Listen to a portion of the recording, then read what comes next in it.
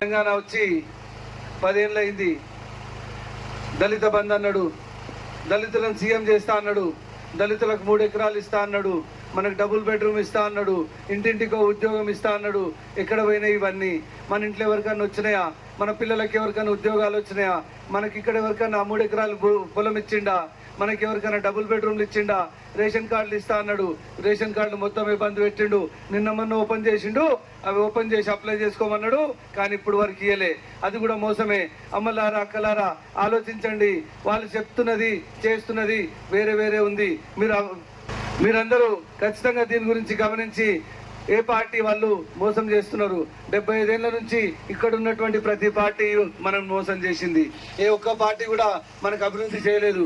75 ఏళ్ళైంది స్వతంత్రం వచ్చి, అన్ని పార్టీలు పరిపాలించినాయి. ఇక్కడ ఉన్నటువంటి వాళ్ళు 3 కుటుంబాలు మనం పరిపాలించినాయి. వాళ్ళందరూ మనం పరిపాలిస్తే మనం ఎవరమన్నా బాగుపడ్డామా? మన పిల్లలు బాగుపడ్డారా? మన జీవితాలు బాగుపడ్డాయా? మన పిల్లల జీవితాలు బాగుపడ్డాయా? ఆలోచించండి. మనకు స్కూళ్ళు వచ్చినాయా? మన కాలేజీలు వచ్చినాయా? మన ఊర్లో రోడ్లు వచ్చినాయా? ఏం చేశారు వీళ్ళు? 75 ఏళ్లలో మనం ఏం చేశారు? ఒక బీసీని కానీ, ఒక ఎస్సీని కానీ, ఎస్టీని కానీ ఏ ఒక్కరు కూడా ఎమ్మెల్యేలు కూడా చేయలేదు, అవకాశం ఇవ్వలేదు. ఎందుకంటే 80-85% ఉన్నటువంటి ఈ వర్గానికి భారతీయ జనతా పార్టీ నరేంద్ర మోడీ గారు పంపించారు. మీలో ఒకరిగా ఉంటా, మీతో ఏ కష్టం వచ్చినా, ఎటువంటి పరిస్థితుల్లోనైనా మీ అందరితో పాటు ఉంటా, మీ అన్నగా ఉంటా, మీ తమ్మునిగా ఉంటా, మీ కొడుకుగా ఉంటా. మీకు ఏ సమస్యలు వచ్చినా మీరెవరు మా ఊరికి నా దగ్గరికి రానవసరం లేదు. నేను మీ ఊరికి వస్తా, మీ ఇంటికి వస్తా. అమ్మ అక్క అన్న మీకేం సమస్య వచ్చిందో చెప్పు, నేను తీరుస్తా అని చెప్తున్నా.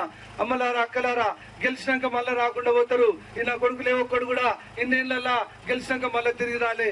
నేను మాటిస్తున్నా, ప్రతి నెల గెలిచిన మరుక్షణం ప్రతి నెల ఈ ఊరికి ప్రతి నెల వస్తా. ఇక్కడ ఏం సమస్యలు ఉన్నా ఇక్కడే తీరుస్తా. అమ్మలారా అక్కలారా నాకు తెలుసు, మన పిల్లలను చదువుకున్నా గానీ, తెలంగాణ వచ్చినా గానీ ఇప్పటి వరకు ఉద్యోగాలు రాలే. ఏ ఇంట్లో కూడా ఉద్యోగాలు రాలే. ఎవరికైనా వచ్చినాయి ఆలోచించండి. మన పిల్లలకు ఉద్యోగాలు వచ్చినాయి ఆలోచించండి. ఇప్పటి వరకు ఏ ఒక్కరు కూడా ఉద్యోగాలు ఇవ్వలే, నోటిఫికేషన్లు ఇవ్వలే. ఇచ్చిన నోటిఫికేషన్లు క్యాన్సిల్ అయినాయి, పెట్టిన పరీక్షలు క్యాన్సిల్ అయినాయి. ఎందుకు క్యాన్సిల్ అయినాయి అంటే ఈ దొంగనా కొడుకులు మన పిల్లలు రాసినటువంటి పరీక్షా పత్రాలు అమ్ముకున్నారు. అమ్మలారా అక్కలారా వాళ్ళు అమ్ముకున్నది ప్రశ్నపత్రాలు కాదు, మన జీవితాలు, మన పిల్లల జీవితాలు, మన కుటుంబాల జీవితాలను అమ్ముకుంటున్నారు ఈ దొంగనా కొడుకులు.